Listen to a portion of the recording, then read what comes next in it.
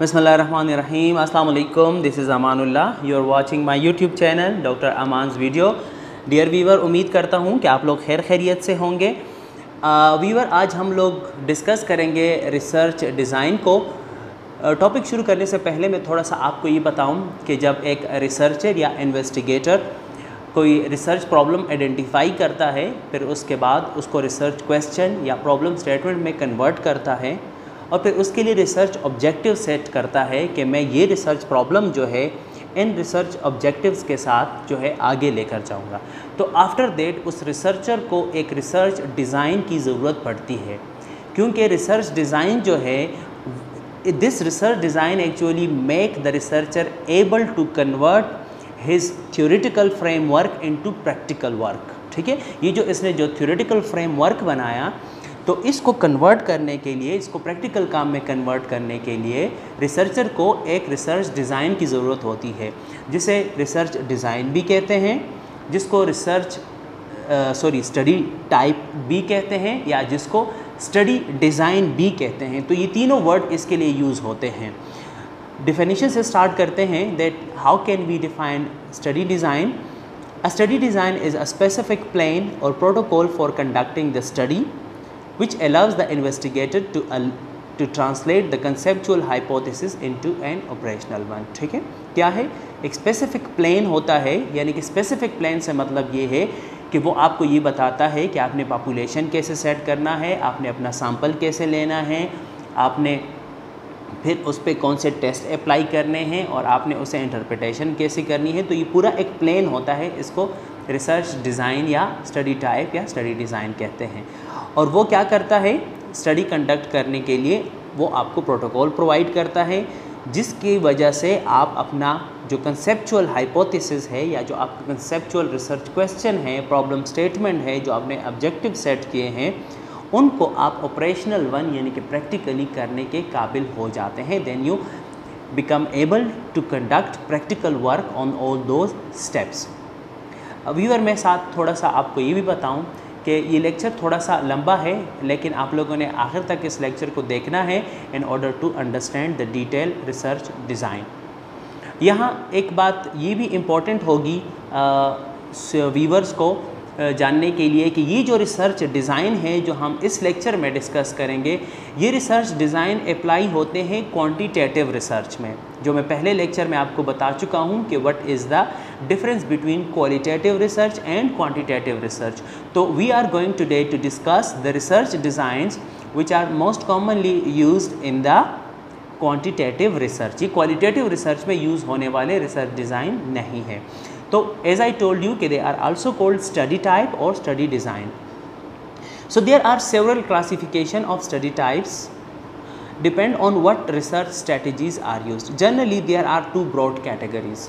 Research studies को या research design को या स्टडी टाइप को जब आप क्लासीफाई करते हैं, तो you can see there are many schemes of classification used for these studies और रिसर्च डिज़ाइन। जनरली जितने भी रिसर्च स्कीम्स हो, उनको हम दो ब्रॉड कैटेगरीज़ में डिवाइड करते हैं। One is non intervention studies and the second is intervention studies. Now, what do we mean by non-intervention studies? Non-intervention studies in which the researcher just observe and analyze researchable objects or situation but does not intervene.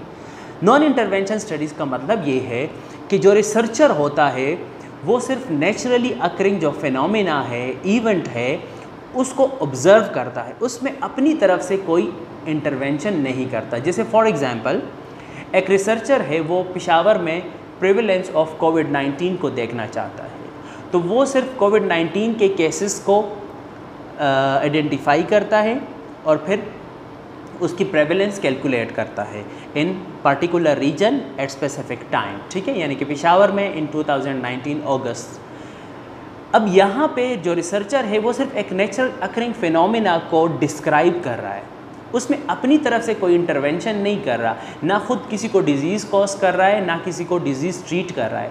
तो इस type के studies को कहते हैं non intervention studies, के researcher की तरफ से कोई इंटरवेंशन नहीं होती, जो नेचुरली जो कुछ हो रहा है उसको सिर्फ वो ऑब्ज़र्व करता है और उसको मैयर करने की कोशिश करता है। जबकि इंटरवेंशन स्टडीज़ जो है in which the researcher manipulate objects और situation and measure the outcome of his manipulation.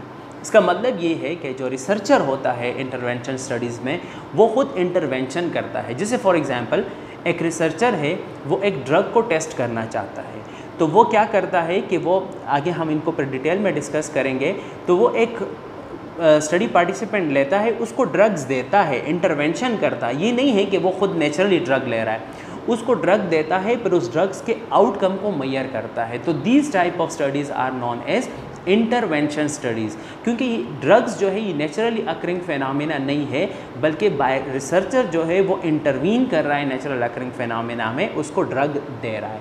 तो जितनी भी स्टडीज़ हैं जो जिस स्कीम से भी डिवाइड होती है उसको हम दो ब्रॉड कैटेगरीज़ में डाल सकते हैं, एक नॉन इंटरवेंशन स्टडीज़ और एक इंटरवेंशन स्टडीज़।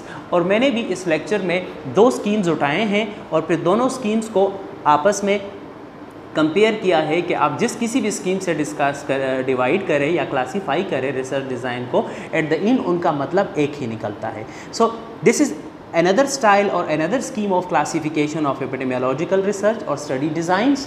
ठीक है, एपिडेमोलॉजिकल रिसर्च का वर्ड यहाँ इसलिए यूज़ हुआ है कि इनमें बहुत सारे रिसर्च डिज़ाइन जो है वो एपिडेमियोलॉजिकल स्टडीज़ के लिए यूज़ होती है, जिसमें प्रिवेंशन है, डिस्ट्रीब्यूशंस है, प्रिवेलेंस है, सीजनल चेंजेस हैं। तो इस तरह के स्टडीज़ जो हम करते हैं ये एपिडेमियोलॉजिकल स्टडीज़ हैं। तो बहुत सारे डिज़ाइन जो ये क्वांटिटेटिव रिसर्च के डिज़ाइंस जो हैं ये एपिडेमियोलॉजिकल साइट्स पे यूज़ होते हैं। तो यहाँ इसलिए वर्ड यूज़ हुआ है क्लासिफिकेशन ऑफ एपिडेमियोलॉजिकल स्टडी और रिसर्च डिज़ाइन, ठीक है, और स्टडी डिज़ाइन। तो जितने भी रिसर्च डिज़ाइन है इसके मुताबिक हम दो में उसको डिवाइड कर सकते हैं, one is descriptive research and the other is analytical research. मैं आगे भी डिस्कस करूँगा। डिस्क्रिप्टिव रिसर्च इसको कहते हैं where you only describe the event phenomena, ठीक है, यानी कि कोई इवेंट है, कोई फिनोमेना है, कोई कैरेक्टरिस्टिक्स है किसी भी इवेंट का, किसी भी पर्सन का, किसी भी इन्वायरमेंट का, तो इसको डिस्क्रिप्टिव रिसर्च करते हैं। फॉर एग्ज़ाम्पल अगेन उसी एग्ज़ाम्पल को लेते हैं कि आप पेशावर में कोविड-19 की प्रेवलेंस को डिस्क्राइब करते हैं, तो ये जस्ट डिस्क्रिप्शन है। आप बताते हैं कि for example 2% there is 2% only 2% prevalence of कोविड-19 इन पेशावर पाकिस्तान, ठीक है। जबकि एनालिटिकल रिसर्च जो है एज द नेम इंडिकेट, यहाँ पे हम एनालिसिस करते हैं। मोस्ट ईजी आपको समझाने के लिए मैं ये बताऊँ कि हम लोग हमेशा रिलेशन को, एसोसिएशन को देखने के लिए एनालिटिकल स्टडीज़ यूज़ करते हैं। इसलिए एनालिटिकल रिसर्च में हमेशा हम कंपैरिजन करते हैं दो ग्रुप्स की। तो इसलिए एनालिटिकल रिसर्च जो है या एनालिटिकल रिसर्च डिज़ाइंस जो है उनको कंपैरेटिव रिसर्च डिज़ाइन भी कहते हैं, क्योंकि उसमें हम दो ग्रुप में कंपैरिजन करते हैं। जबकि डिस्क्रिप्टिव रिसर्च में हम कंपैरिजन नहीं करते, सिर्फ डिस्क्राइब करते हैं but characteristics of a particular event, person और एनवायरनमेंट। अब मैं आगे जब डिस्क्राइब करूंगा तो पहले मैं डिस्क्रिप्टिव रिसर्च को एक्सप्लोर करूंगा आगे, और फिर मैं एनालिटिकल रिसर्च को आगे एक्सप्लोर करूंगा। तो डिस्क्रिप्टिव रिसर्च भी दो तरह का होता है, एक पॉपुलेशन बेस और एक इंडिविजुअल बेस।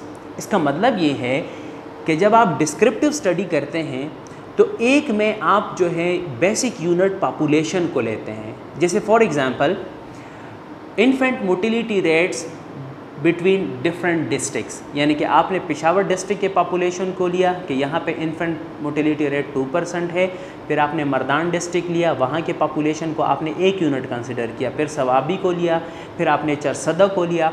तो यहाँ पे जो बेसिक यूनिट है वो आपने पॉपुलेशन को लिया कि infinity rate in population of Peshawar, Mardan, Charsadda, Swabi, फिर उसको आपने आपस में कंपेयर किया और कोरिलेशन देखा। तो इसलिए एक डिस्क्रिप्टिव स्टडीज़ जो होती है वो पॉपुलेशन बेस होती हैं, जो आपका बेसिक यूनिट ऑफ स्टडी होता है वो एक क्लस्टर होता है, पॉपुलेशन होता है। जबकि दूसरा फॉर्म जो है वो इंडिविजुअल बेस है, यहाँ पे जो आपका बेसिक यूनिट ऑफ स्टडी होता है वो एक इंडिविजुअल होता है। जैसे इसमें हमारे पास फिर आते हैं केस रिपोर्ट है या केस स्टडी भी इसको कहते हैं, हम आगे डिस्कस करेंगे इसको। पॉपुलेशन बेस को मैंने यहाँ इसलिए डिस्कस किया कि इसको आगे फिर मैंने इंक्लूड नहीं किया। तो केस रिपोर्ट है, केस सीरीज़ है और क्रॉस सेक्शनल सर्वेज है, ठीक है। ये सारी क्या है, ये डिस्क्रिप्टिव रिसर्च है, इसमें हम सिर्फ डिस्क्राइब करते हैं, लेकिन इसमें बेसिक यूनिट ऑफ स्टडी क्या होता है, एक इंडिविजुअल होता है। अब हम आगे लेकर चलते हैं एनालिटिकल रिसर्च को। जितनी भी रिसर्च स्टडीज़ थी वो हमने डिस्क्रिप्टिव और एनालिटिकल में डिवाइड की थी। डिस्क्रिप्टिव का मैंने बताया, आगे हम उसको डिटेल्स पढ़ेंगे। अब एनालिटिकल रिसर्च को भी हम दो में डिवाइड करते हैं। एक वो एनालिटिकल रिसर्च है जो नॉन इंटरवेंशनल है, जिसमें हम सिर्फ और सिर्फ ऑब्जर्वेशन करते हैं नेचुरल फिनोमेना में, ठीक है। और एक एक्सपेरिमेंटल या इंटरवेंशनल एनालिटिकल रिसर्च है, यानी कि इसमें हम कंपैरिजन भी करते हैं, एनालिसिस भी करते हैं, लेकिन इंटरवेंशन करने के बाद।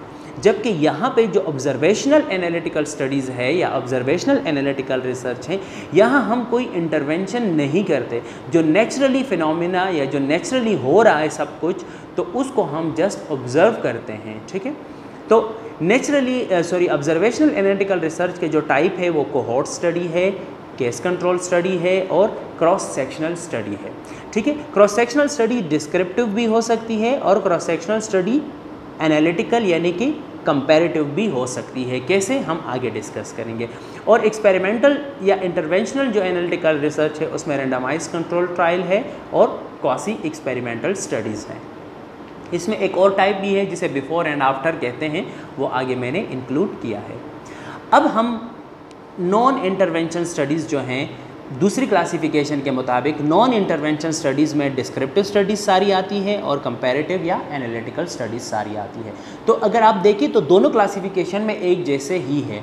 एक क्लासिफिकेशन ने इंटरवेंशन नॉन इंटरवेंशन में डिवाइड किया और फिर कहा कि नॉन इंटरवेंशन में सारी डिस्क्रिप्टिव और कंपैरेटिव स्टडीज़ नॉन इंटरवेंशन में आती है। दूसरे क्लासिफिकेशन में हमने कहा कि सारी रिसर्च स्टडीज़ को हमने एनालिटिकल और डिस्क्रिप्टिव में डिवाइड किया। फिर डिस्क्रिप्टिव को हमने डिवाइड किया इंडिविजुअल में और पॉपुलेशन बेस में, वो जो सारी है वो डिस्क्रिप्टिव है। और फिर एनालिटिकल को हमने ऑब्जर्वेशनल में डिवाइड किया, जिसको हम कंपैरेटिव या एनालिटिकल स्टडीज़ कहते हैं, और एक ब्रांच उसका एनालिटिकल था। तो अगेन जो इंटरवेंशनल स्टडीज़ है वो क्या है, in interventional studies the research manipulate a situation and measure the effect of this manipulation. Types of intervention studies में एक्सपेरिमेंटल स्टडीज़ हैं, यानी randomized control trial, quasi experimental studies है and before and after studies है। तो बात बिल्कुल clear है। पहली वाली जो स्कीम है, क्लासिफिकेशन है, वो इंटरवेंशन नॉन इंटरवेंशन, फिर नॉन इंटरवेंशन में उसने डिस्क्रिप्टिव और एनालिटिकल स्टडीज़ डाली है, और इंटरवेंशन में एक्सपेरिमेंटल, क्वाजी एक्सपेरिमेंटल और बिफोर एंड आफ्टर। जो दूसरी क्लासिफिकेशन है तो उसने क्या किया है कि सारी स्टडीज़ को डिस्क्रिप्टिव और एनालिटिकल, फिर डिस्क्रिप्टिव को इंडिविजुअल बेस और पॉपुलेशन बेस, एनालिटिकल को ऑब्जर्वेशनल और एक्सपेरिमेंटल। तो एनालिटिकल के ऑब्जर्वेशन और सारे डिस्क्रिप्टिव ये नॉन इंटरवेंशन स्टडीज़ हैं, और जो एनालिटिकल के जो इंटरवेंशनल स्टडीज़ है वो इंटरवेंशन स्टडीज़ जो है वो एक्सपेरिमेंटल और क्वाजी एक्सपेरिमेंटल और बिफोर एंड आफ्टर स्टडीज़ है। तो बात दोनों में वहीं पे आती है, लेकिन सिर्फ वे ऑफ डिवीज़न जो है या जो स्कीम है वो डिफरेंट है। एक ज़्यादा एलिबोरेटेड है और एक बहुत ज़्यादा सिंपल है। अब हम आगे जाते हैं कि ऑब्जेक्टिव एट वेरियस लेवल। तो स्टडी टाइप डिस्क्रिप्टिव स्टडीज़ में हमारा ऑब्जेक्टिव क्या होता है कि जैसे knowing the frequency of disease, जिस तरह मैंने आपको बताया, नोइंग द डिस्ट्रीब्यूशन, हम डिस्ट्रीब्यूशन देखना चाहते हैं। फॉर एग्जांपल हम देखते हैं कि पोलियो में पोलियो की सीजनल डिस्ट्रीब्यूशन क्या है या जियोग्राफिकल डिस्ट्रीब्यूशन पोलियो की क्या है। फॉर एग्जांपल जैसे आजकल हम कहते हैं कि पाकिस्तान, अफ़गानिस्तान और एक और कंट्री है कि यहाँ पे सिर्फ जियोग्राफिकल डिस्ट्रीब्यूशन है पोलियो की, बाकी दुनिया, पूरी दुनिया पोलियो फ्री है। तो डिस्ट्रीब्यूशन हम देख सकते हैं डिस्क्रिप्टिव स्टडीज़ से। या डेवलपिंग द हाइपोथेसिस, जो डिस्क्रिप्टिव स्टडीज़ हैं तो उनसे हम हाइपोथेसिस भी जनरेट कर सकते हैं, ठीक है, क्योंकि डिस्क्रिप्टिव स्टडीज़ में हम एक्सपोजर और आउटकम एक साथ देखते हैं। यानी कि फॉर एग्जांपल लंग कैंसर हम देखते हैं तो साथ ही साथ अगर हम कहते हैं कि लंग कैंसर का जो रिस्क फैक्टर है वो स्मोकिंग है, तो स्मोकिंग और लंग कैंसर एक साथ सोसाइटी में मौजूद होती हैं और हम उनको मेजर करते हैं। तो इससे हाइपोथेसिस भी जनरेट होती है। ऑब्जर्वेशनल एनालिटिकल से हम ये है कि इसमें हम हाइपोथेसिस टेस्ट करते हैं, कैसे हम आगे डिस्कस करेंगे, और इसे हम एसोसिएशन इस्टेब्लिश करते हैं, हम आगे डिस्कस करेंगे जब हम ऑब्जर्वेशनल एनालिटिकल स्टडीज़ को डिस्कस करेंगे। एक्सपेरिमेंटल में भी हम लोग स्ट्रेंथ ऑफ एसोसिएशन को देखते हैं। यहाँ पे हम लोग ऑब्जर्वेशनल या डिस्क्रिप्टिव स्टडीज़ पे हम एसोसिएशंस को या रिलेशन को जस्ट सस्पेक्ट करते हैं। ऑब्जर्वेशनल एनालिटिकल स्टडीज़ में हम एसोसिएशन जो है उसको इस्टेब्लिश करते हैं कि हाँ यहाँ एसोसिएशन है। एक्सपेरिमेंटल स्टडीज़ जो है यहाँ पे हम स्ट्रेंथ ऑफ एसोसिएशन को देखते हैं और फिर उस एसोसिएशन को देखते हैं कि ये वाकई में इसका कॉज भी है या इसका कॉज नहीं है, जस्ट एक रिस्क फैक्टर है इसके लिए, क्योंकि रिस्क फैक्टर और कॉज में डिफरेंस है। तो हम फिर जो एक्सपेरिमेंटल स्टडीज़ है वहाँ पे बाकायदा हम कॉज इस्टेब्लिश करते हैं कि ये इस चीज़ का कॉज है। डिस्क्रिप्टिव स्टडीज़ अब हम आगे लेकर चलते हैं। अ descriptive study involve describing the characteristics of particular situation, events और केस, जिसमें स्मॉल केस डिस्क्रिप्टिव स्टडीज़ भी होती हैं, large case cross sectional studies भी होती है। आगे दूसरी पेज पे डिस्कस करते हैं। अ study that cover the total population is called a census, यानी कि अगर हम कोई ऐसी स्टडी कर लें जिसमें हम पॉपुलेशन से कोई सैंपल नहीं लेते बल्कि सारा पॉपुलेशन डिस्कस करते हैं, तो फिर इस तरह के स्टडीज़ को सेंसस कहते हैं, जिसको हम उर्दू में मरदमशुमारी कहते हैं। जैसे जब हम किसी मुल्क की पॉपुलेशन को काउंट करते हैं तो उस वक्त हम कोई सैंपल लेके नहीं करते कि यहाँ से हम सैंपल लेके बताते हैं कि इस मुल्क का पॉपुलेशन इतना है, बल्कि मुल्क के हर बंदे को गिनते हैं। तो वहाँ इस तरह के स्टडीज़ को फिर सेंसस कहा जाता है, वो फिर स्मॉल स्केल या लार्ज स्केल सर्वे नहीं होती।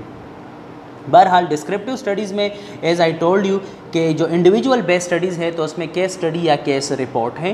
केस स्टडी या केस रिपोर्ट क्या है कि a single patient clinical history is describe in detail and then discuss in relation to the literature, almost always a rare, unusual और typical case.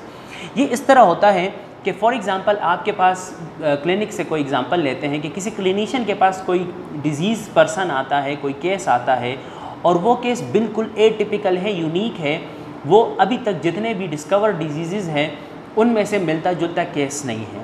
तो इस तरह का केस जो है फिर हाँ वो फिजिशियन या क्लिनिशियन जो है वो केस रिपोर्ट करके पब्लिश करता है। जैसे मैं आपको रिसेंट हिस्ट्री से एक एग्जांपल दूं कि जब दिसंबर में चाइना में एटिपिकल निमोनिया के केसेस आना शुरू हो गए वुहान में, तो उस फिजिशियन ने फिर WHO को केस रिपोर्ट किया कि हमारे पास इस तरह निमोनिया के केसेस आ रहे हैं और उसकी एटियोलॉजिकल कॉज जो है वो अननोन है, उसका कोई एटियोलॉजिकल कॉज इस्टेब्लिश नहीं हो रहा। तो इस तरह के केसेस को केस स्टडीज़ कहते हैं और ये केस स्टडीज़ इंडिविजुअल बेस होती हैं। केस सीरीज जो है वो 2 or more patient with similar diagnosis are described, so this can be either unusual cases और a consecutive series of a more common diagnosis in which efforts are made to characterize the series. ठीक है, case series भी अगर जो case studies है उसके multiple cases आना शुरू हो जाएं तो फिर हम उसको केस सीरीज़ कहते हैं और केस सीरीज़ भी इंडिविजुअल बेस होती है। Large scale cross sectional service जो हैं, जो individual base cross sectional service होती हैं, तो cross sectional survey aim at describing and quantifying the distribution of certain variable in a study population at one point of time they may cover, यानी कि आप बड़े पॉपुलेशन को लेते हैं और उसमें वन टाइम पे कोई भी पर्टिकुलर कैरेक्टरिस्टिक्स जो है उसकी डिस्ट्रीब्यूशन को डिफ़ाइन करते हैं। जैसे for example physical characteristics of people, यानी कि आप एक पॉपुलेशन लेते हैं और वहाँ लोगों के फ़िज़िकल कैरेक्टरिस्टिक्स को मुहैया करना चाहते हैं, या मटेरियल फॉर एनवायरनमेंट। ये थोड़ा सा मुश्किल है और इजी एग्जांपल देता हूँ। जैसे आप प्रेवलेंस सर्वे करते हैं ऑफ कॉन्ट्रासेप्टिव मेथड के, फॉर एग्ज़ाम्पल पेशावर में हम अगेन एग्जांपल लेते हैं कि पेशावर में लोग कौन कौन से कॉन्ट्रासेप्टिव यूज़ करते हैं, कौन कौन से मेथड यूज़ करते हैं, तो उसकी प्रेवलेंस के लिए हम सर्वे करते हैं। तो सर्वे भी इंडिविजुअल बेस होगी क्योंकि हम एक एक बंदे से जाके पूछेंगे, या हम HIV के लिए प्रेवलेंस स्टडी करते हैं, सर्वे करते हैं, तो वो भी इंडिविजुअल बेस होगी। इसी तरह इवैल्यूएशन ऑफ कवरेज है, इम्यूनाइजेशन है, चाइल्ड इम्यूनाइजेशन की कवरेज के लिए हम सर्वे करते हैं, तो हर चाइल्ड के पेरेंट्स से पूछेंगे। इसी तरह लेट्रीन कवरेज है तो वहाँ भी इंडिविजुअल बेस होगी। तो जितनी भी large scale cross sectional studies होती है इंडिविजुअल बेस पे, तो उसे हम क्रॉस सेक्शनल सर्वेज बोलते हैं। जैसे socioeconomic characteristics of people such as their age, education, marital status, number of children, income, तो इन सारी चीज़ों में से हम जो भी चीज़ उठा के उसके लिए सर्वे करते हैं तो ये क्रॉस सेक्शनल सर्वे हैं on the basis of individual. अच्छा, ये चीज़ थोड़ी सी इंपॉर्टेंट है कि बिहेवियर और practices of women, the knowledge, attitude, belief, opinion which may help to explain that behaviour.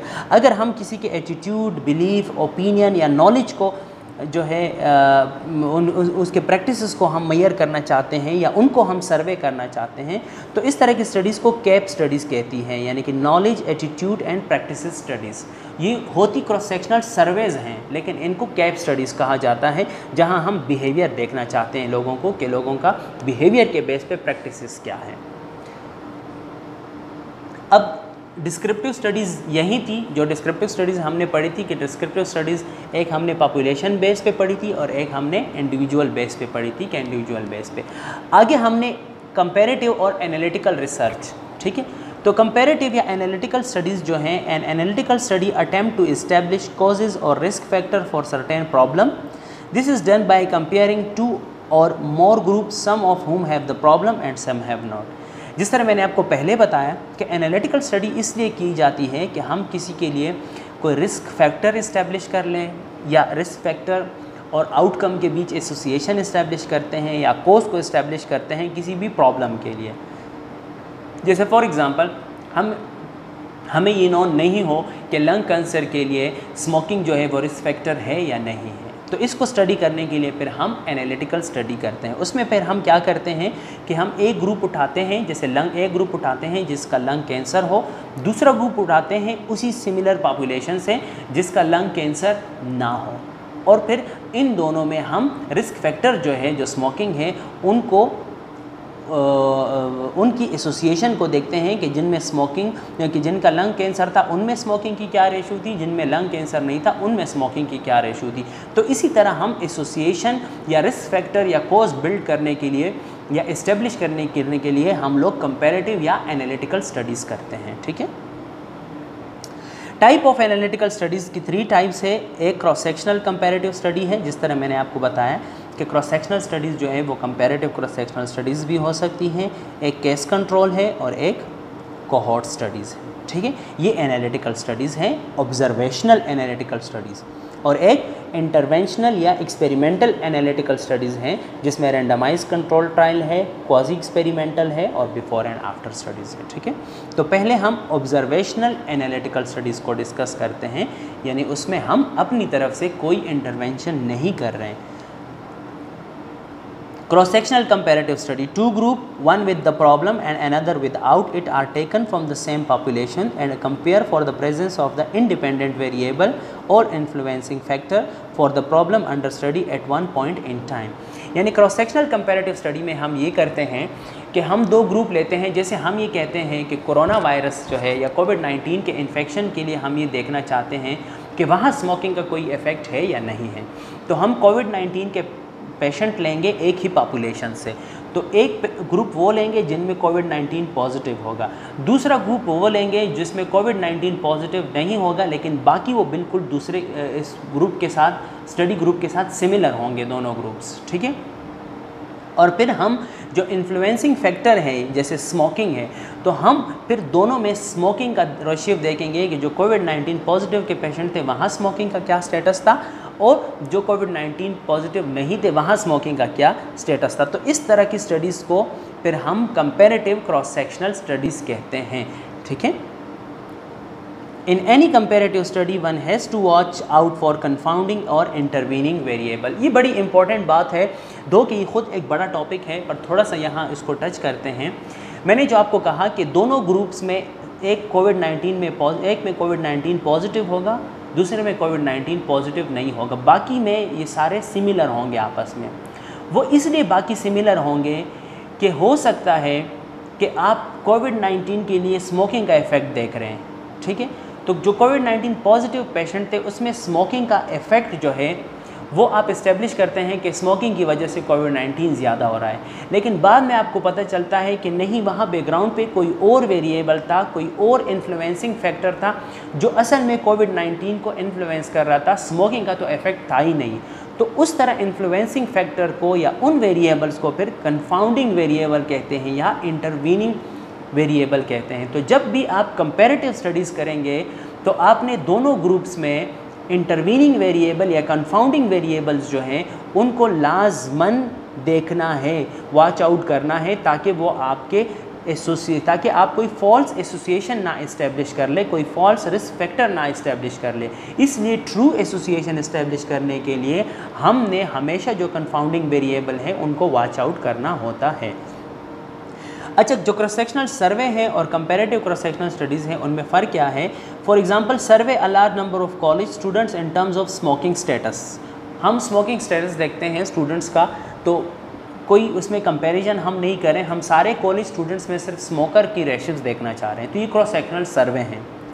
अब क्रॉस सेक्शनल कंपैरेटिव क्या है? How many obese and non obese populations have sedentary lifestyle and compare the rates. यानी कि हम दो group लेते हैं, एक ओबीस का और एक नॉन ओबीस का, और इनके लाइफस्टाइल को, जिसमें सेडेंटरी लाइफस्टाइल जो हैं उनके लाइफस्टाइल्स को पहले प्रेवेलेंट देखते हैं, दोनों में कि इसमें सेडेंटरी लाइफस्टाइल कितना है, इसमें कितना है, और फिर उस प्रेवेलेंस, दोनों ग्रुप्स का जो प्रेवेलेंस आता है उसको आपस में कंपेयर करते हैं। तो इसलिए ये comparative prevalent comparative cross sectional study है या कंपैरेटिव प्रेवेलेंस स्टडीज़ है, क्योंकि क्रॉस सेक्शनल स्टडीज़ जो होती हैं वो प्रेवेलेंस स्टडीज़ होती है। तो इसलिए एक क्रॉस सेक्शनल सर्वेज होती हैं और एक कंपैरेटिव क्रॉस सेक्शनल सर्वेज होती है, कंपैरेटिव क्रॉस सेक्शनल स्टडीज़ होती है। जो क्रॉस सेक्शनल सर्वेज है वो डिस्क्रिप्टिव स्टडी है, ठीक है, और जो कंपैरेटिव क्रॉस सेक्शनल स्टडीज़ है वो एनालिटिकल स्टडीज़ है। उसमें आप एनालिसिस कर रहे हैं, कोई एसोसिएशन एस्टेब्लिश करने की कोशिश कर रहे हैं। जैसे यहाँ पे हम सेडेंटरी लाइफस्टाइल का ओबेसिटी के साथ एसोसिएशन इस्टेब्लिश करने की कोशिश कर रहे हैं, क्योंकि अगर ओबीस पीपल में सेडेंटरी लाइफस्टाइल ज़्यादा है तो इट मीन दैट कि सेडेंटरी लाइफस्टाइल की वजह से ओबेसिटी में कोई एसोसिएशन है, या सेडेंटरी लाइफस्टाइल जो है वो ओबेसिटी के लिए एक रिस्क फैक्टर हो सकता है। एडवांटेजेस क्या है, मैं थोड़ा सा जल्दी पास आउट करूँगा क्योंकि ये लेक्चर थोड़ा सा लंबा है, ताकि आप बोर ना हो। Outcome and exposure measure at the same time, यानी कि दोनों चीज़ें हम एक ही साथ देखते हैं। Uncover association for further studies, हम पहले एसोसिएशन अनकवर करते हैं अगर कोई एसोसिएशन है, और फिर उस पर मज़ीद स्टडीज़ करते हैं ताकि वो एसोसिएशन ट्रू है, फॉल्स है, उस एसोसिएशन की स्ट्रेंथ क्या है। यूज़फुल फॉर हाइपोथेसिस जनरेशन, मैंने जैसे आपको पहले बताया, quick and cheap best way to determine prevalence, questionnaire या इंटरव्यू बेस आप हमेशा कर सकते हैं। Useful for assessing practices, attitude, knowledge, belief या यूटिलाइजेशन ऑफ सर्विसेज, ये सारी बातें यहाँ आराम से हो सकती है। डिसएडवांटेजेस ये है कि can not establish sequence of event, क्योंकि एक्सपोजर और आउटकम दोनों एक साथ मौजूद होते हैं, तो आपको पता नहीं चलता कि ये कितने टाइम में टेम्पोरल रिलेशनशिप क्या है, यानी कि टाइम के साथ साथ ये कैसे इस्टेब्लिश हुआ। तो इसलिए आप टेम्पोरल रिलेशनशिप वहाँ इस्टेब्लिश नहीं कर सकते, आपको सीक्वेंस पता नहीं चलता कि ये इवेंट जो था ये सीक्वेंस वाइज कैसे हुआ, क्योंकि वो इवेंट आपके सामने होता है, तो वो आपको स्टेप बाय स्टेप उसका पता नहीं चलता। बाइस इसमें हो सकता है, सिलेक्शन या इन्फॉर्मेशन बाइस हो सकता है, क्योंकि आप इन्फॉर्मेशन लोगों से लेते हैं, इंडिविजुअल बेस है, तो आपको इन्फॉर्मेशन बाइस हो सकता है और लोग गलत इन्फॉर्मेशन आपको दे दें। Not useful for rear exposure और रियर आउटकम, जैसे बहुत ज़्यादा रियर आउटकम है, कोई बहुत ज़्यादा रियर डिजीज़ है, तो वहाँ आप ये स्टडीज़ जो है कंपैरेटिव क्रॉस सेक्शनल स्टडीज़ जो है वहाँ पे फिर आप नहीं कर सकते, क्योंकि आपका सैम्पल साइज़ बहुत ज़्यादा छोटा हो जाता है और फिर छोटे सैम्पल साइज़ का जो है वर्थ नहीं होता। अब हम आगे चलते हैं उसकी तरफ। क्रॉस सेक्शनल स्टडीज़ हो गई, अब हम चलते हैं डिस्क्रिप्टिव स्टडीज़ को हमने डिस्कस किया, जिसमें इंडिविजुअल बेस और पॉपुलेशन बेस थी। फिर एनालिटिकल स्टडीज़ में हमने कंपैरेटिव क्रॉस सेक्शनल को स्टडीज़ किया। अब हम केस कंट्रोल स्टडीज़ को डिस्कस करते हैं कि केस कंट्रोल स्टडी क्या है। Case control study, in case control study the investigator compare one group among whom the problem that he wishes to investigate is present, called the study group, and compare it with another group without the problem, called the control group। यहाँ पे भी जो investigator है, जो researcher है, वो हमेशा case से शुरू करता है। जैसे फॉर एग्ज़ाम्पल आप, अगेन मैं आपको एग्ज़ाम्पल देता हूँ ओबेसिटी का। अगर आप ओबेसिटी पे रिसर्च करना चाहते हैं कि ओबेसिटी का पर्टिकुलरली आप जंक फूड के साथ देखना चाहते हैं कि इस जंक फूड के ओबेसिटी के साथ कोई रिलेशन है या नहीं है, कोई एसोसिएशन है या नहीं है, या ये जंक फूड जो है ये ओबेसिटी के लिए रिस्क फैक्टर है या नहीं है, तो आप क्या करते हैं, आप पहले ओबीस पीपल को लेते हैं एक पॉपुलेशन से, और उसी पॉपुलेशन से आप नॉन ओबीस पीपल को लेते हैं जो बाकी चीज़ों में बिल्कुल सिमिलर होते हैं। सिर्फ एक ग्रुप ओबीस होता है, दूसरा ग्रुप ओबीस नहीं होता, बाकी सिमिलर होते हैं in order to watch out the confounding variable. ठीक है, फिर आप क्या करते हैं कि क्योंकि ये केस कंट्रोल स्टडी है तो हम केस से शुरू करते हैं, ओबेसिटी से शुरू करते हैं, ओबेस पीपल से हम शुरू करते हैं और फिर हम रिट्रोस्पेक्टिवली यानी कि प्रेजेंट से पास्ट की तरफ जाते हैं और उसकी पूरी लाइफ को इन्वेस्टिगेट करते हैं for the risk factor. Each case in the study group is match with the control in the control group for background variable, जिस तरह मैंने आपको बताया। अब डायग्राम से हम डिस्कस करते हैं। तो पहले आपने केसेस को लिया और फिर आपने कंट्रोल के लिया, ठीक है, और फिर इसमें रिस्क फैक्टर प्रेजेंट था और केसेस में जितने में रिस्क फैक्टर प्रेजेंट नहीं था। फॉर एग्जांपल आपने ओबीस पीपल लिए तो ओबीस में जितने जंक फूड यूज़ करते थे वो यानी कि उसमें रिस्क फैक्टर प्रेजेंट था और जो जंक फूड यूज़ नहीं करते थे वो। फिर आपने कंट्रोल लिया, कंट्रोल में आपने देखा कि जो जंक फूड यूज़ करते थे वो और जो जंक फूड यूज़ नहीं करते थे वो, इनके दो दो ग्रुप्स आपने बनाए और फिर इनको आपस में आपने कंपेयर किया और इसके कंपैरिजन से फिर आपको पता चलता है कि जंक फूड जो है वो ओबेसिटी के लिए रिस्क फैक्टर है या रिस्क फैक्टर नहीं है। अब ये कंपैरिजन हम कैसे करेंगे, ये बाय स्टेट्स का टॉपिक है। आप लोगों ने बाय स्टेट्स में पढ़ा होगा कि हम केस कंट्रोल के लिए हम लोग फिर क्या करते हैं, हम ओड्स रेशियो निकालते हैं। अगर ओड्स रेशियो ज़्यादा कम हो फिर उसका अपना तरीका है, तो ओड रेशियो के बेस पे हम फिर ये कहते हैं कि यहाँ एसोसिएशन है। अगर एसोसिएशन है तो पॉजिटिव है, नेगेटिव है, क्या है, फिर वो हम वहाँ से निकालते हैं। तो ये आपको पता हो कि केस कंट्रोल स्टडी एनालिटिकल है और ये हमेशा प्रेजेंट से शुरू होकर पास्ट की तरफ जाती है। रिट्रोस्पेक्टिव स्टडी है, हम पीछे की तरफ जाते हैं, प्रेजेंट से पास्ट की तरफ जाते हैं। एडवांटेजेस, क्विक है, इनएक्सपेंसिव है, वैल्यूएबल फॉर स्टडिंग रेयर और अनकॉमन कंडीशन। अनकॉमन कंडीशन के लिए अच्छी है क्योंकि अनकॉमन कंडीशन आपको मिल जाए तो आप पीछे जाके उसके रिस्क फैक्टर आराम से निकाल सकते हैं। Can explain multiple aetiological factor for a given disease. एक केस के लिए आप मल्टीपल रिस्क फैक्टर भी देख सकते हैं। Relatively small number of subjects are required, आपको छोटा सा सैम्पल साइज़ की ज़रूरत होती है। Inefficient if the exposure is very rare, अगर एक्सपोजर बहुत कम है तो वहाँ पे फिर आप इस्टेब्लिश नहीं कर पाते कि रिस्क फैक्टर क्या है क्या नहीं है। They are limited to one outcome variable, ठीक है, एक आउटकम ठीक है, एक आउटकम वेरिएबल यानी कि आप एक केस से ही शुरू करेंगे। आप मल्टीपल केसेस से शुरू नहीं कर सकते कि आप कहें कि इस बंदे को डायबिटीज़ भी है, इसको हाइपरटेंशन भी है, तो मैं हाइपरटेंशन के रिस्क फैक्टर भी देखता हूँ, डायबिटीज़ नहीं। आप एक केस से शुरू करेंगे, एक आउटकम लेंगे आप, ठीक है। और इंसिडेंस रेट या absolute risk estimate can not be directly derived from them. मैं थोड़ा इसमें डिटेल में नहीं जाता, फिर लेक्चर और भी लंबा हो जाएगा। Do not establish the temporal sequence of events. Again आपको सीक्वेंस का पता नहीं चलता कि ये केस किस तरह सीक्वेंस वाइज जो है इवेंट अकर हुआ, तो इसलिए क्योंकि आपके पास केस होता है और आप केस से पीछे जाते हैं तो आपको इवेंट्स का पता नहीं चलता कि ये केस स्टेप बाय स्टेप कैसे इमर्ज हुआ।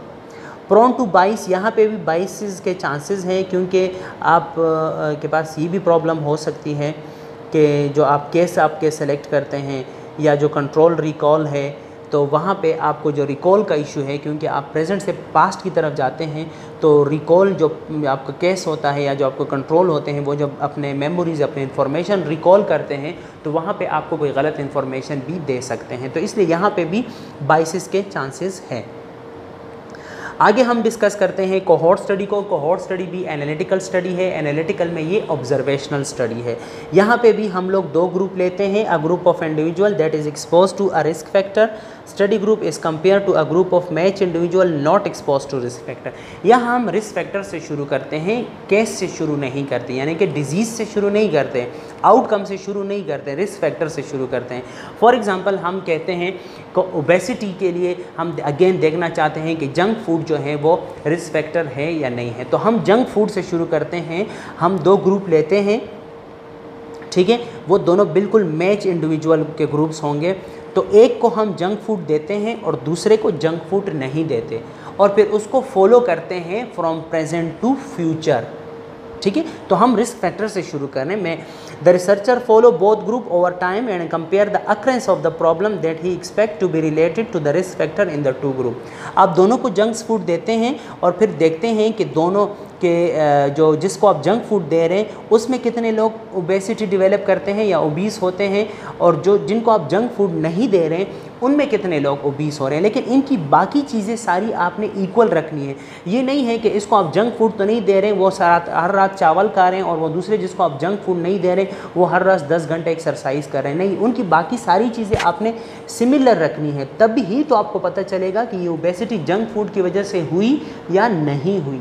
और इसी को ही तो कंफाउंडिंग वेरिएबल कहते हैं। तो आपने इसको स्टैंडर्डाइजेशन कहते हैं रिसर्च की लैंग्वेज में, कि आपने कंट्रोल और केस को या कंट्रोल और स्टडी ग्रुप को बिल्कुल स्टैंडर्डाइज रखना है।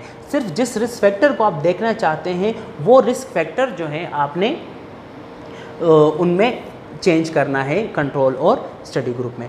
तो यहाँ आप क्या करते हैं कि आप एक्सपोज टू रिस्क फैक्टर, आप एक वो वाला पॉपुलेशन लेते हैं जो रूटीनली जंक फूड यूज़ करते हैं, एक वो ग्रुप लेते हैं स्टडी ग्रुप, एक वो ग्रुप लेते हैं जो बिल्कुल सिमिलर है इसके लेकिन वो जंक फूड नहीं खाते।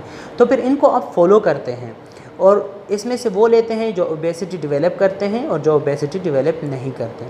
इसमें भी वो लेते हैं, यानी कंट्रोल में वो लोग लेते हैं जो ओबेसिटी डेवलप करते हैं या जो ओबेसिटी डेवलप नहीं करते, और फिर इनको आप कंपेयर करते हैं और इनको कंपैरिजन से आपको पता चलता है कि वो जो रिस्क फैक्टर था उसकी वजह से उसका आउटकम के साथ कोई एसोसिएशन था या नहीं था। इसके लिए भी स्टैटिस्टिकल टेस्ट अप्लाई होते हैं, हम रिलेटिव रिस्क निकालते हैं इसके लिए, और फिर वो रिलेटिव रिस्क से हमें पता चलता है कि इसका जो है रिस्क फैक्टर का इस आउटकम के साथ कोई एसोसिएशन है या इसके साथ कोई एसोसिएशन नहीं है। अब हम आगे चलते हैं एडवांटेजेस पे। तो provide strong information about the causation of A disease, ये हमें जो डिज़ीज़ के कॉज के बारे में या रिस्क फैक्टर में बताती हैं। तो ये स्ट्रॉन्ग इन्फॉर्मेशन है, ये काफ़ी वैलिड एसोसिएशन बताती हैं आपको। Provide the measurement of the risk of developing disease, exposure can be measure without bias because at that time the outcomes are not known, non confounder can be measures, यानी कि आप exposure को बहुत अच्छी तरह मेजर कर सकते हैं क्योंकि उस वक्त आप डिजीज़ डेवलप नहीं हुआ होता, आउटकम जो है वो डेवलप नहीं हुआ होता, आप रिस्क फैक्टर से शुरू करते हैं। तो आप साथ ही साथ जब आप प्रेजेंट से फ्यूचर की तरफ जाते हैं तो अपने स्टडी और कंट्रोल ग्रुप में आप कंफाउंडिंग वेरिएबल को बड़े आराम से वॉच आउट कर सकते हैं। Can be use to examine multiple outcome, आप बहुत ज़्यादा आउटकम भी देख सकते हैं। A range of factor that may influence the outcome can be measured, इसी तरह आप कई रिस्क फैक्टर भी एक साथ देख सकते हैं। Suitable for examining the effect of rare exposure because this group can be preferentially recruited at the baseline, allow the incidence of the disease, आप डिजीज़ इंसिडेंस भी उसमें एस्टेब्लिश कर सकते हैं। ठीक है, इंसिडेंस नए केसेस को कहते हैं, तो उस डिज़ीज़ के जितने नए केसेस आते हैं उसको भी आप इस्टेब्लिश कर सकते हैं इंसिडेंस को, कि वो इंसिडेंस कैसे होता है, ये नया केस कैसे डेवलप होता है। डिसएडवांटेजेस कॉस्टली है, टाइम कंज्यूमिंग है, आप प्रेजेंट से लेंगे फ्यूचर की तरफ जाएंगे तो कुछ डिजीज़ 10-10, 12-12 साल में भी डेवलप होती है रिस्क फैक्टर की वजह से, तो आप 10 साल फॉलो अप करेंगे, 20 साल फॉलो अप करेंगे। May be difficult to accurately define and measure exposure in some circumstances, ठीक है, या फॉलो अप लॉस्ट होता है, not uncommon and may introduce serious bias, आपने जितना स्टडी ग्रुप में लिया था कुछ लोग निकल गए स्टडी से, फॉलो अप नहीं कर सके आप। इन्फॉर्मेशन बाइस में be very in its effect over the course of data collection, ठीक है, आप डेटा कलेक्ट करें तो वहाँ भी इन्फॉर्मेशन बाइस हो सकता है। Use of the retrospective design is only possible if historical data of adequate quality are available. अब आजकल जो है लोग रिट्रोस्पेक्टिव कोहॉर्ट स्टडीज़ भी करते हैं, तो रिट्रोस्पेक्टिव कोहॉर्ट स्टडीज़ का डिसएडवांटेज ये है कि अगर आपके पास सारा हिस्टोरिकल डेटा इंटैक्ट है तो तब आप रिट्रोस्पेक्टिव कोहॉर्ट स्टडीज़ कर सकते हैं, अदरवाइज़ फिर आपको प्रोस्पेक्टिव कोहॉर्ट स्टडी ही करनी पड़ेगी, यानी कि प्रेजेंट से आप फ्यूचर की तरफ ही जाएंगे। अब हमारे पास आ गई एनालिटिकल स्टडीज़ में एक्सपेरिमेंटल या इंटरवेंशनल स्टडीज़, जिसमें से in experimental study individuals are randomly allocated to at least two group, one group is subject to an intervention or experiment while the other group is not। ठीक है, experimental studies जो होंगी, interventional studies जो होंगी, तो उसमें ये तो लाजमी है कि आप खुद कोई इंटरवेंशन करेंगे। ठीक है, तो इंटरवेंशनल स्टडीज़ में या एक्सपेरिमेंटल स्टडीज़ में जो कंप्लीट एक्सपेरिमेंटल स्टडीज़ हैं, जो जैसे रेंडमाइज कंट्रोल ट्रायल है, RCT जिसे कहते हैं, तो एक क्लिनिकल ट्रायल होते हैं और एक कम्युनिटी में भी ट्रायल हो सकते हैं। तो चाहे आप क्लिनिकल ट्रायल करें या आप कम्युनिटी में ट्रायल करें, तो अगर आप रेंडमाइज कंट्रोल ट्रायल करते हैं तो वो कंप्लीट एक्सपेरिमेंटल स्टडीज़ हैं, ठीक है। वहाँ 3 चीज़ें शर्त ज़रूरी हैं। एक ये कि आप लाजमन इंटरवेंशन करेंगे, दूसरा ये कि आप स्टडी ग्रुप और कंट्रोल ग्रुप अलग अलग रखेंगे, तीसरा ये कि आप रेंडमाइजेशन करेंगे, यानी कि आप अपनी मर्ज़ी से स्टडी पार्टिसिपेंट्स को कंट्रोल और स्टडी ग्रुप में इंक्लूड नहीं करेंगे, बल्कि आप रेंडमाइजेशन करेंगे। रेंडमाइजेशन ऑफ सैम्पलिंग जो है ये बायस्टैट्स का टॉपिक है, किसी दिन मौका मिला तो इस पर भी कोई लेक्चर रिकॉर्ड करवाते हैं। रेंडमाइजेशन का बुनियादी मकसद ये होता है कि every participant has equal chance to select either in control group और either in the study group.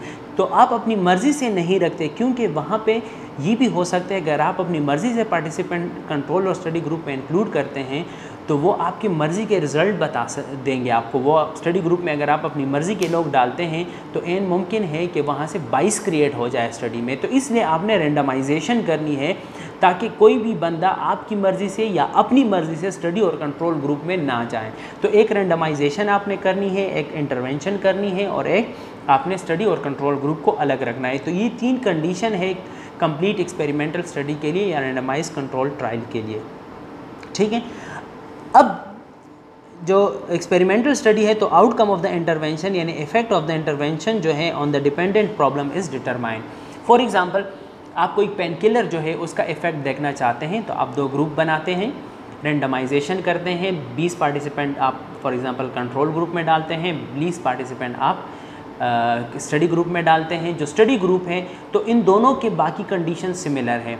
Study group को आप कोई पेन किलर देते हैं और कंट्रोल ग्रुप को आप पेन किलर नहीं देते, और फिर उनमें उस पेन किलर का उस पेन पे फॉर एग्जांपल कोई भी पेन है, रीनल पेन है या मसल्स पेन है, कोई भी पेन है, उसका इफ़ेक्ट आप डिटरमाइन करते हैं, ठीक है। तो इसको हम कहते हैं रेंडमाइज कंट्रोल ट्रायल। दूसरी जो टाइप है इंटरवेंशनल स्टडीज़ की, ये पूरी डायग्राम है, मैं इस डायग्राम्स के डिटेल में नहीं जा रहा, अगर आप ख़ुद भी देख लें तो it is very very simple. Quasi experimental studies में ये है कि क्वाज़ी एक्सपेरिमेंटल में जो 3 कंडीशन है एक एक्सपेरिमेंट के लिए कि रेंडमाइजेशन, स्टडी और कंट्रोल ग्रुप अलग और इंटरवेंशन। तो इंटरवेंशन तो लाजमी होगी, फिर अदरवाइज़ ये तो इंटरवेंशनल स्टडी हुई नहीं। तो इसमें एक कंपोनेंट मिस होता है, या आप रेंडमाइजेशन नहीं करते और या आप कंट्रोल और स्टडी ग्रुप अलग नहीं करते। तो इसलिए इसको फिर क्वाज़ी एक्सपेरिमेंटल कहते हैं, यानी कि ये मुकम्मल एक्सपेरिमेंटल स्टडी नहीं होगी। In a quasi experimental study one characteristics of a true experiment is missing, either randomization और the use of a separate control group. तो इसलिए ये एक्सपेरिमेंटल नहीं होगी, इंटरवेंशनल स्टडी होगी लेकिन क्वाज़ी एक्सपेरिमेंटल होगी। A quasi experimental study, however, always include the manipulation of an independent variable, which is the intervention. Diagram of a quasi experimental study, study group आपने लिया, इंटरवेंशन किया, study group after आपने देखा, control group आपने लिया, आपने intervention नहीं किया, और कंट्रोल ग्रुप आपने बाद में देखा और इनको आपने कंपेयर किया, जबकि ये तो गलत है। हाँ ठीक है, बिल्कुल। यहाँ पे कंट्रोल ग्रुप जो है उसमें आप की कोई रेंडमाइजेशन नहीं हुई, यानी कि स्टडी ग्रुप और कंट्रोल ग्रुप के लिए कोई रेंडमाइजेशन नहीं हुई। आपने स्टडी ग्रुप कंट्रोल को और स्टडी ग्रुप को तो अलग किया और इंटरवेंशन भी किया स्टडी ग्रुप में, क्योंकि कंट्रोल में तो हम इंटरवेंशन नहीं करते ना, स्टडी ग्रुप में सिर्फ इंटरवेंशन कर। तो यहाँ स्टडी ग्रुप और कंट्रोल ग्रुप भी अलग है, इंटरवेंशन भी मौजूद है, लेकिन शुरू में रेंडमाइजेशन आपने नहीं की, यानी कि आपने अपनी मर्ज़ी से स्टडी ग्रुप और कंट्रोल ग्रुप में लोगों को इंक्लूड किया, जो स्टडी पार्टिसिपेंट थे उसको अपनी मर्ज़ी से इंक्लूड किया, तो कोई रेंडमाइजेशन आपने नहीं की, इसलिए इसको क्वाज़ी एक्सपेरिमेंटल स्टडी कहते हैं। बिफोर एंड आफ्टर स्टडी है another type of design that is often chosen because it is quite easy to set up, uses only one group in which an intervention is carried out। ये भी intervention study का एक type है जो बहुत अच्छा और इजी है to conduct. The situation is analyse before and after the intervention to test if there any difference in the observe problem. For example आप एक ग्रुप लेते हैं, उसकी जो जिस इफ़ेक्ट के लिए आप जिस इंटरवेंशन का आप इफ़ेक्ट देते हैं तो उसको पहले उनमें से वो सारी चीज़ें आप मैयर करते हैं, फिर उसमें इंटरवेंशन करते हैं, फिर इंटरवेंशन के बाद आप दोबारा वो सारी चीज़ें मैयर करते हैं। तो बिफ़ोर एंड आफ्टर इंटरवेंशन जो है उन सारी मैयरमेंट को आप कंपेयर करते हैं कि उसमें कोई डिफरेंट आता है या नहीं आता। जैसे फॉर एग्जांपल आप रेड ब्लड सेल पे किसी दवाई का इफेक्ट देते हैं कि फॉर एग्जांपल ये मेडिसिन है तो रीनल पेन के लिए, लेकिन इसकी साइड इफ़ेक्ट जो है वो रेड ब्लड सेल पे बहुत ज़्यादा तो नहीं है। तो वो आप पहले आप रेड ब्लड सेल काउंट देखते हैं, फिर वो मेडिसिन आप उसको देते हैं, फिर मेडिसिन यूज़ के बाद आप दोबारा रेड ब्लड सेल काउंट करते हैं, फिर बिफ़ोर एंड आफ्टर जो रेड ब्लड सेल काउंट है उसको आप कंपेयर करते हैं। तो इसको बिफ़ोर एंड आफ्टर स्टडी कहते हैं, ठीक है। तो diagram of the before and after study, study group है, आपने इंटरवेंशन किया, और स्टडी ग्रुप आफ्टर है, आपने यहाँ और यहाँ जो मेजरमेंट की थी उसको आपस में कंपेयर किया। तो ये बिफोर एंड आफ्टर स्टडी है, और it is also a study of a type of intervention study, क्योंकि यहाँ आप इंटरवेंशन करते हैं। पूरी समरी है जितने भी स्टडी है, एज आई टोल्ड यू कि सारी स्टडीज़ में एक तो डिस्क्रिप्टिव स्टडीज़ है, तो डिस्क्रिप्टिव स्टडी इंडिविजुअल बेस भी हो सकती है जिसमें केस रिपोर्ट, केस सीरीज़ या क्रॉस सेक्शनल स्टडीज़ हमने डिस्कस की, या अगर डिस्क्रिप्टिव स्टडीज़ जो हैं वो पॉपुलेशन बेस हैं तो उसमें इकोलॉजिकल या कोरेशनल स्टडीज़ हैं जिसको हमने डिस्कस किया। फिर जो एनालिटिकल स्टडीज़ हैं तो एनालिटिकल स्टडीज़ में ऑब्जर्वेशनल स्टडीज़ हैं, यानी उसमें सिर्फ हम ऑब्जर्वेशन करते हैं, लेकिन होती वो एनालिटिकल इन नेचर है, यानी कि हम दो ग्रुप को, कंट्रोल और स्टडी ग्रुप को कंपेयर करते हैं। उसमें कंपैरेटिव क्रॉस सेक्शनल स्टडी है, केस कंट्रोल है और कोहोर्ट है। और एनालिटिकल स्टडीज़ में फिर एक्सपेरिमेंटल स्टडीज़ हैं, तो एक्सपेरिमेंटल स्टडीज़ में हमारे पास ट्रू एक्सपेरिमेंटल स्टडी है, कॉजी एक्सपेरिमेंटल स्टडी है, और एक इंटरवेंशन स्टडी की एक type before and after studies हैं। तो ये पूरी समरी है रिसर्च डिज़ाइंस के। तो जब हम क्वांटिटेटिव स्टडीज़ करते हैं, क्वांटिटेटिव रिसर्च करते हैं, तो वहाँ हम जब अपने रिसर्च ऑब्जेक्टिव सेट करते हैं, तो रिसर्च ऑब्जेक्टिव सेट करने के बाद हमें इनमें से एक रिसर्च डिज़ाइन चूज़ करना होता है, और वो रिसर्च डिज़ाइन फिर हमें आगे गाइड करता है as a protocol in order to conduct that study practically. I hope ये एक स्लाइड है कि डिस्टिंग्विशिंग फीचर ऑफ स्टडीज़ हैं कि स्टडीज़ को हम इन फीचर्स पे भी डिस्टिंग्विश करते हैं, जैसे एक्सपेरिमेंटल, ऑब्जर्वेशनल अलग अलग है, रैंडमाइज, नॉन रैंडमाइज, या लॉन्गिट्यूडनल या क्रॉस सेक्शनल है। क्रॉस सेक्शनल का मतलब ये है कि एक वक्त पे आपने एक टाइम पे किया। लॉन्गिट्यूडनल ये है कि आपने स्टडी आज शुरू की प्रेजेंट में और इसे आप फ्यूचर की तरफ फॉलोअप में लेकर जा रहे हैं। जैसे cohort study is a type of longitudinal study, और descriptive study is a type of cross sectional study या is a example of cross sectional study. Prospective है या रिट्रोस्पेक्टिव है, यानी प्रेजेंट से हम फ्यूचर की तरफ जाएँ तो प्रोस्पेक्टिव, प्रेजेंट से पास्ट की तरफ जाएँ तो रिट्रोस्पेक्टिव। डिस्क्रिप्टिव है, कंपैरेटिव है। डिस्क्रिप्टिव हम किसी चीज़ को सिर्फ डिस्क्राइब करते हैं, किसी कैरेक्टरिस्टिक्स को, तो डिस्क्रिप्टिव होगी। हम दो ग्रुप में पहले डिस्क्राइब करते हैं, फिर उन डिस्क्राइब की कंपैरिजन करते हैं, तो फिर वो डिस्क्रिप्टिव स्टडी होगी। आई होप कि ये लेक्चर आपको अच्छा लगा होगा। मैंने बड़ी कोशिश की कि आपको मैं थोड़ा सा इख्तिसार से भी काम लूँ और आपको सारे टाइप्स की भी कोशिश करूं और आपसे सारे टाइप्स जो हैं वो शेयर भी करूं। फिर भी अगर किसी का कोई क्वेश्चन या सजेशंस हो तो ही और she can write me on khurramtalvi@gmail.com।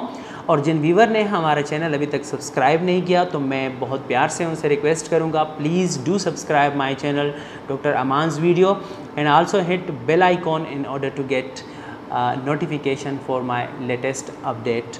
Thank you so much for watching my YouTube channel. Fi Amanillah.